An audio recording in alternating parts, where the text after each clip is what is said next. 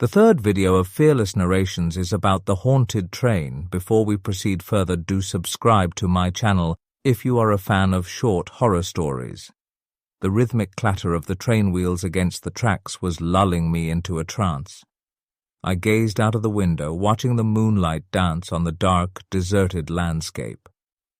I was the only passenger in this dimly lit carriage, and the silence was deafening.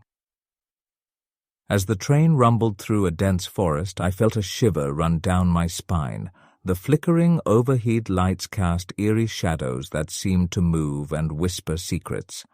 I tried to dismiss my uneasiness, mere imagination, but a growing sense of dread gnawed at me. Then an announcement crackled through the intercom. Next stop, Ravenwood Station. My heart skipped a beat as I realized that there was no Ravenwood Station on my route. Panic set in as the train slowed and came to a halt in the middle of nowhere. The sudden silence was oppressive. I mustered the courage to leave my seat and peeked into the empty corridor. A cold breeze swept through, making the hairs on my neck stand on end.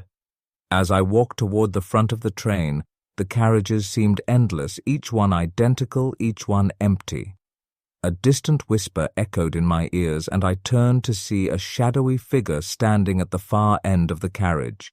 My pulse quickened, and I hurried toward the figure, desperate for answers. But as I got closer, I realized it wasn't a person, it was a reflection in the window, distorted and menacing. With trembling hands, I tried to open the carriage door, but it wouldn't budge. Panic consumed me as I felt trapped in this nightmare on rails. The train's announcement system crackled to life again, this time with a haunting voice that sent chills down my spine.